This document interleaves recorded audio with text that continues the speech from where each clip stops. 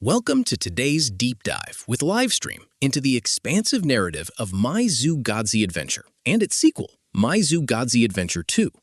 This broadcast covers the complete chronological journey of the series created by Amin Boutzeloit Official, tracking the evolution from the initial character introductions and episodic milestones to the final high-stakes prison rescue and subsequent sequel events.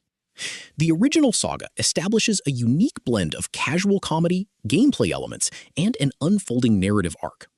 Early milestones like Episode 8 introduced specific challenges and unlockable content pathways that expanded the lore of the main characters, Zoo and Gozzi.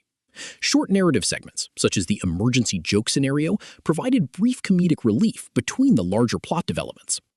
The narrative momentum peaks during the later stages of the first adventure, specifically around the events of the final holiday segment. In this phase of the story, the characters find themselves by the ocean, attempting to balance a relaxing vacation with an increasingly tense tactical situation.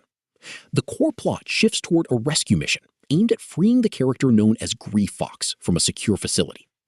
The timeline of this operation requires precise coordination, forcing the group to map out an infiltration plan, execute the extraction of Gray Fox, and navigate their way to the docks before sunset. This sequence culminates in a literal race against time as the group successfully makes it to their vessel to set sail, leading directly into the official victory theme, where Zoo, Gozzi, and Kotri secure their win. Transitioning into the live stream segment of the broadcast, we look at the broader community impact, the multi-layered unlock system that defined the viewer experience, and how the sequel expands on these foundations. The following text is the live stream script covering both chapters of the journey. We are live and diving straight into the complete breakdown of the entire universe built across My Zoo Gozzi Adventure and My Zoo Gozzi Adventure 2. For those tracking the timeline from the very beginning, this series developed an intricate way of locking and unlocking content, creating a specialized community experience around each major episode drop. The early phase of the narrative was defined by standalone situations, character interactions, and specific unlock conditions.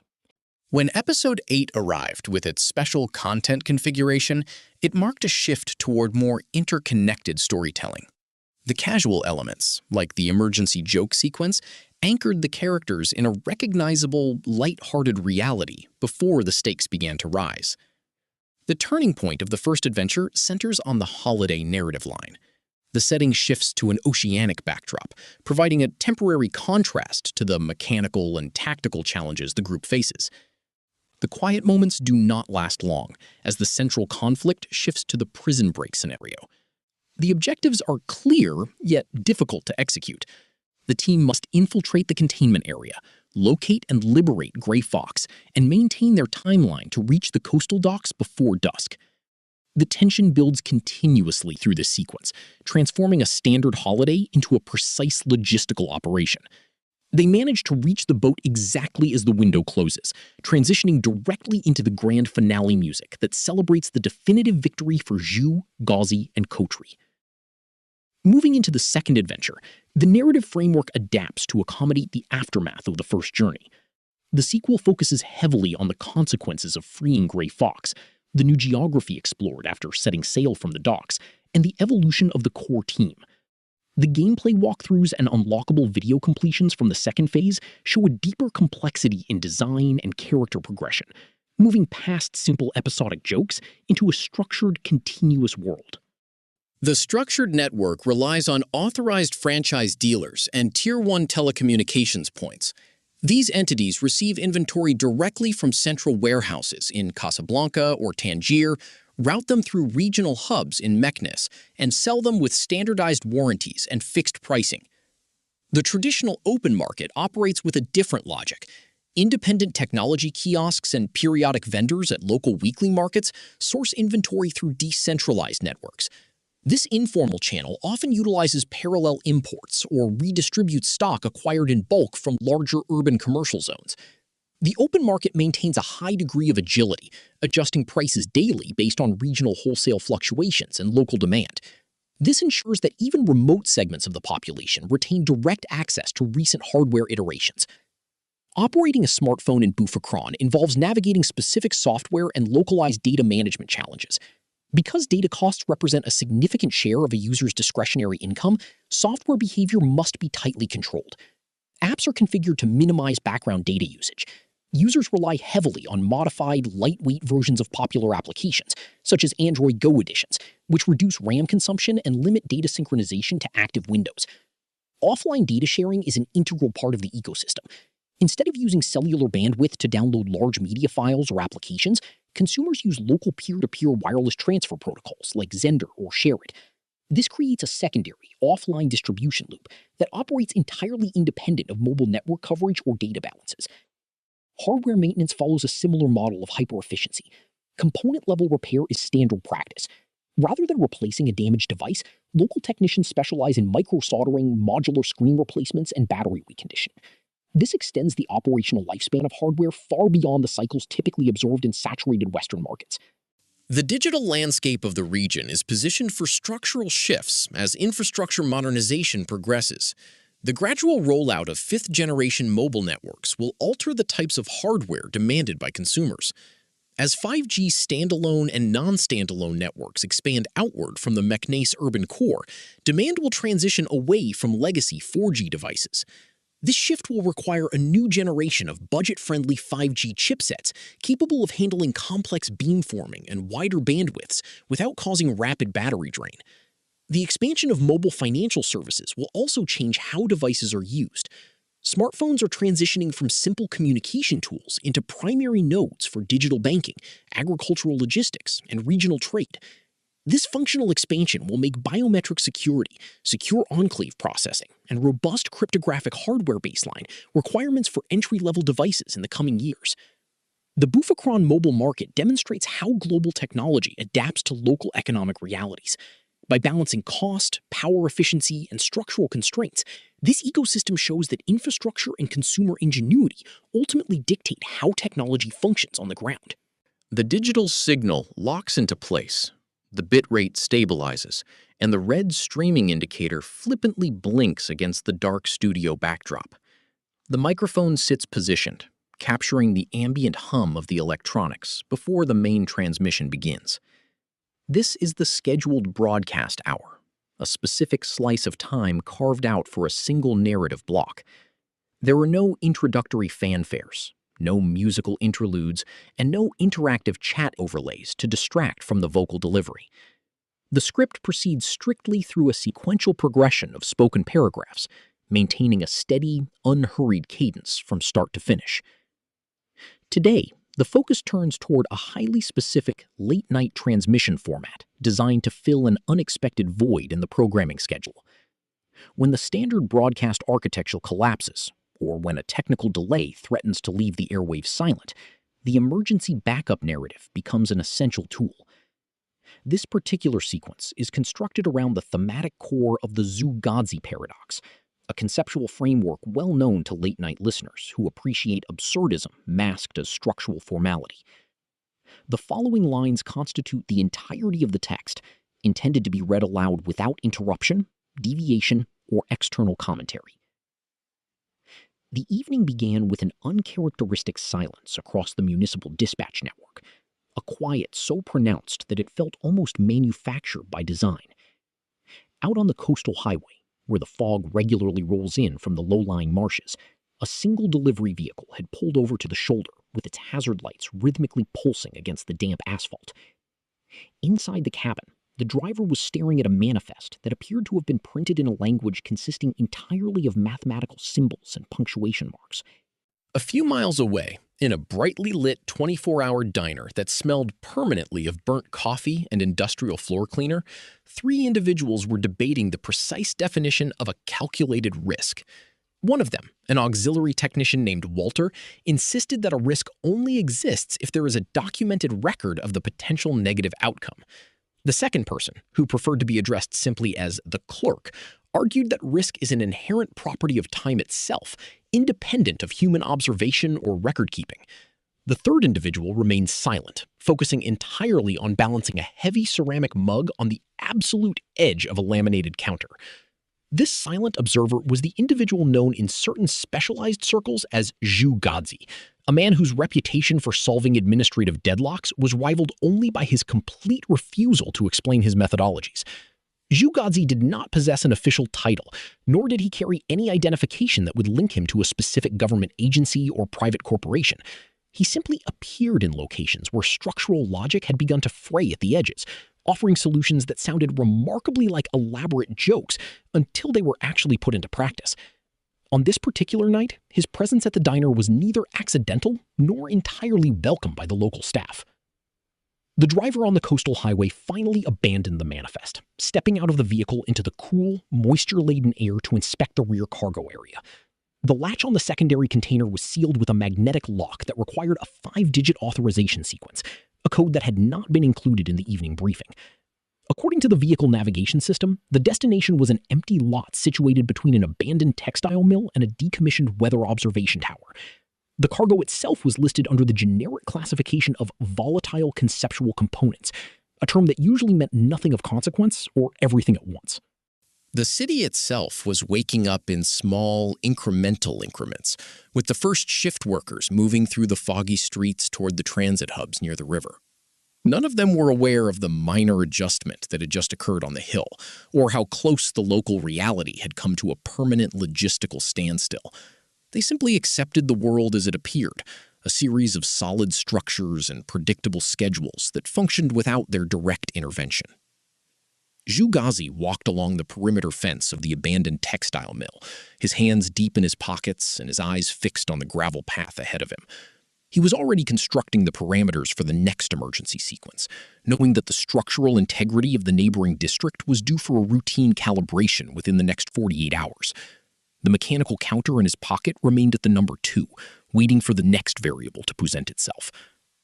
The efficiency of these interventions relies on their complete lack of documentation, a fact that would frustrate the traditional administrative mind but pleases Gozzi immensely.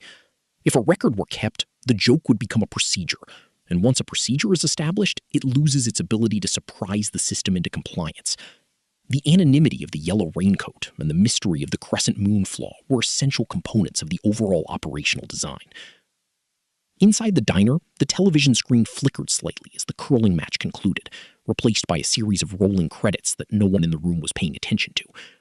Walter had finally left, his car engine turning over with a familiar sputter before fading into the distance down the main avenue. The clerk was left alone with the immovable mug, which had now begun to cool down to the exact temperature of the surrounding room. The relationship between the observer and the observed remains the primary mechanism through which these narratives find their temporary conclusions. Without the driver to deliver the cargo or the clerk to notice the line failure, the structural joke would simply hang in the air like an unresolved musical chord. It requires the active participation of individuals who are entirely unaware of their role in the broader systemic maintenance scheme.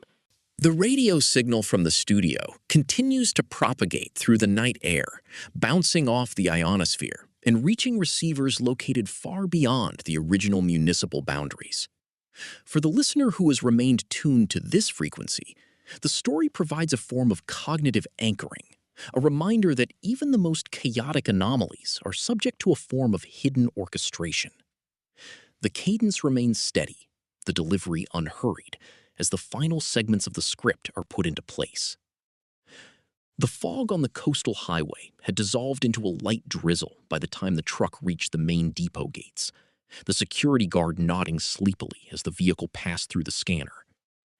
The manifest was filed in the drop box without further inspection, becoming just another piece of paper in an archive that stretched back for over half a century. The driver walked to his personal vehicle, ready to return to a routine that involved no warm ceramics or mysterious figures in the marsh. The silence that follows an emergency broadcast is different from the silence that precedes it, carrying a weight that suggests something fundamental has been shifted just out of sight. Gozzi had disappeared into the urban grid, his presence no longer required now that the primary transformers had stabilized and the cable feed had been restored. The municipal network was once again functioning within normal tolerances, its hidden humor tucked away until the next inevitable breakdown. The final paragraphs of this transmission are designed to allow the listener to transition back into a state of standard observation, free from the conceptual weight of the Gozzi paradox. The studio clocks indicate that the scheduled block is drawing to a close, and the regular programming matrix is preparing to reassert itself over the airwaves. The microphone will remain active for a few moments longer, capturing the natural decay of the vocal resonance before the carrier wave drops. For those tuning into the live stream, we are monitoring the chat interface in real time, so feel free to drop your technical observations as we progress through the chemistry. The goal of this session is a comprehensive exploration of both the biological pathway and the catalytic alternatives that define modern chemical processing.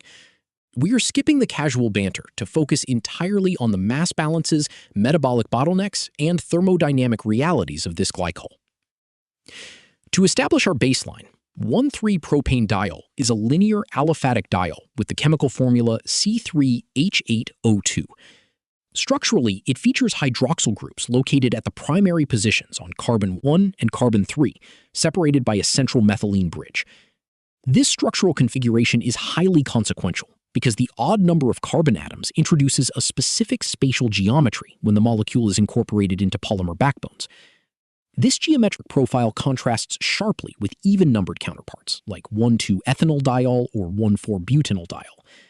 The 3-carbon structure induces an alternating kink, or zigzag conformation, along the molecular chain of the resulting polyesters. This specific conformation alters the packing efficiency of crystalline domains, granting the final materials unique physical traits such as elastic recovery, structural resilience, and distinct dye absorption qualities. Historically, the commercial viability of 1,3-propane-diol was severely constrained by the limitations of traditional petrochemical synthesis pathways. Early manufacturing methods relied heavily on the hydration of acrolein, a process that requires the catalytic conversion of propylene under harsh conditions. The acrolein route involves an initial oxidation step, followed by hydration to form 3-hydroxypropanol, which is subsequently hydrogenated to yield the final diol product. An alternative petrochemical strategy involves the hydroformylation of ethylene oxide, where ethylene oxide is reacted with carbon monoxide and hydrogen in the presence of a catalyst system.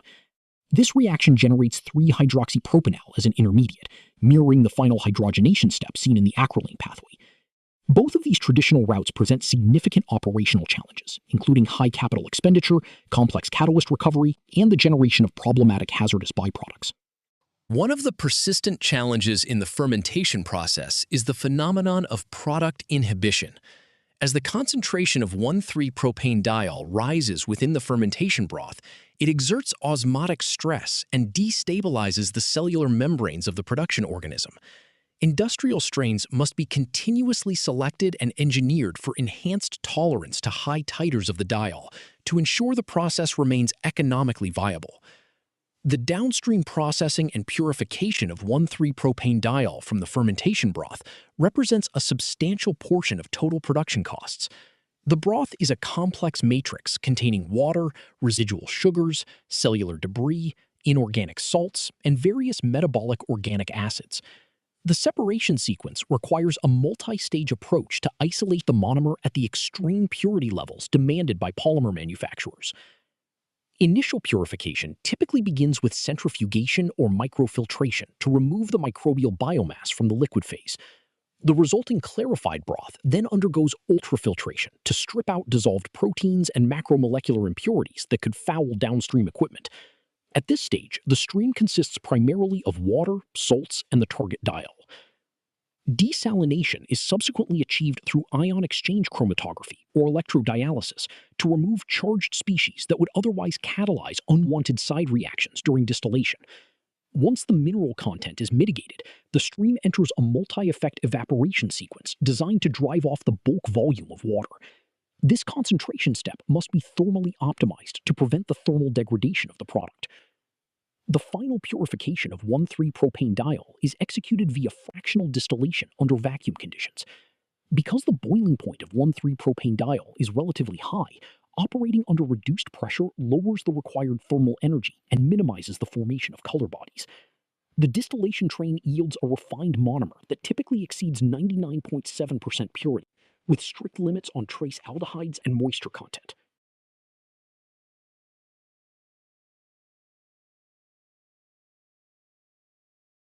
During the polymerization of PTT, the zinc, titanium, or antimony catalysts drive the esterification and subsequent transesterification under high vacuum and elevated temperatures.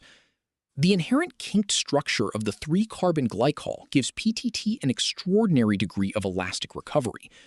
When a fiber made of PTT is stretched, the molecular chains deform but readily return to their original configuration once the stress is removed.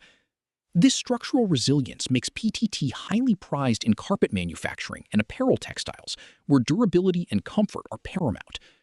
Furthermore, the lower crystalline melting point of PTT compared to PET permits processing at lower temperatures, which reduces energy consumption during fiber spinning and injection molding operations. The dyeability of the material is also improved, allowing for deep coloration at lower temperatures without the need for chemical carriers. Beyond bulk polyesters, 1,3-propanediol finds extensive utility as a functional ingredient in personal care formulations, cosmetics, and household products. In these applications, it functions as a humectant, solvent, and viscosity modifier, effectively replacing petroleum-derived alternatives like propylene glycol or cosmetics-grade glycerin. Its low skin irritation profile and excellent sensory properties have accelerated its adoption in premium consumer formulations. The molecule also serves as a versatile intermediate in the synthesis of polyurethane elastomers, polyols, and functional coatings. In polyurethane chemistry, the use of 1,3-propanediol as a chain extender modifies the hard segment morphology of the polymer matrix. This modification enhances the low-temperature flexibility and mechanical toughness of the resulting coatings and industrial components. However, the bio-based path is not without its macroeconomic vulnerabilities, particularly regarding feedstock competition and land use dynamics. The reliance on agricultural commodities links the pricing volatility of 1,3-propanediol directly to global grain and sugar markets. This connection requires continuous research into alternative non-food feedstocks, such as lignocellulosic biomass or industrial waste streams like crude glycerol from biodiesel manufacturing. Utilizing crude biodiesel glycerol as a direct feedstock for 1,3-propanediol fermentation represents a significant frontier in industrial ecology. This approach effectively closes a material loop, converting an abundant waste byproduct into a high-value monomer. The technical hurdle lies in the presence of impurities within crude glycerol, such as residual methanol and heavy salts, which can inhibit wild or engineered microbial cultures. To bypass these biological sensitivities, researchers are actively developing more robust synthetic biology platforms using non-conventional hosts. Organisms like Clostridium butyricum and Citrobacter freundii possess natural metabolic pathways for glycerol utilization that exhibit higher innate tolerance to crude feedstock contaminants. Genetic toolkits are being refined to optimize these wild pathways for industrial-scale titers and rates. Simultaneously, advancements in heterogeneous catalysis continue to challenge the biological monopoly on sustainable PDO production. New catalyst systems capable of selectively hydrogenating biomass-derived glycerol or organic acids in a single continuous throughput step are under active evaluation. These chemocatalytic methods offer the advantage of rapid reaction kinetics and smaller physical plant footprints compared to massive fermentation vessels. The competition between biological processing and advanced chemocatylation will likely shape the capital deployment strategies of chemical producers over the next decade. While fermentation provides high selectivity and operates under mild conditions, the intensity of downstream purification remains a substantial operational hurdle.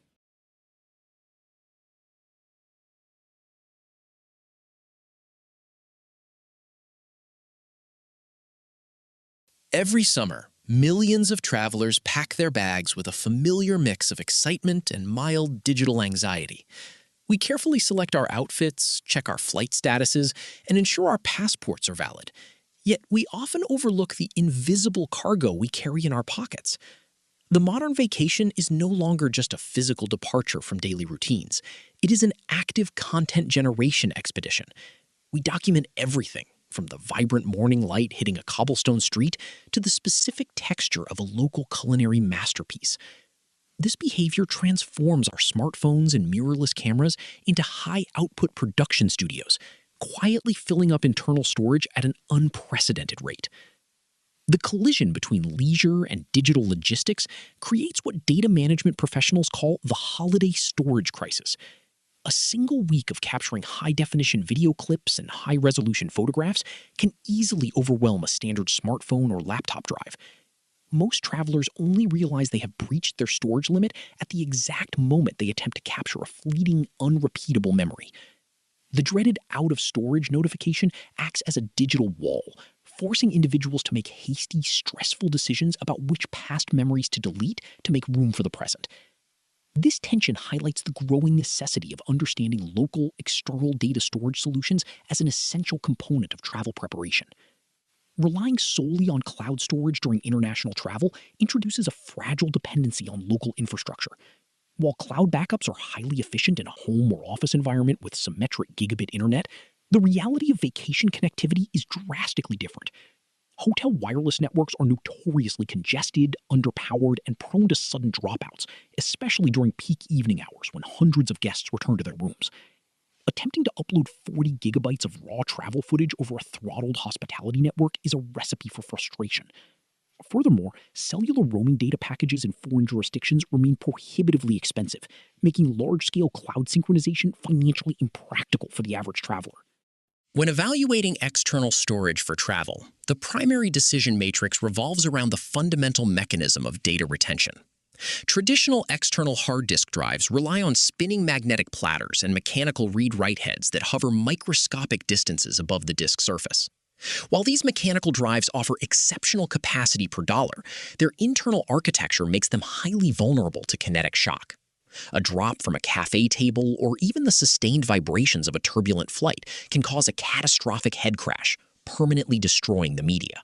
For this reason, mechanical drives are increasingly viewed as liabilities in a mobile transit environment. Solid-state drives, by contrast, utilize non-volatile flash memory cells to store data electronically with no moving parts.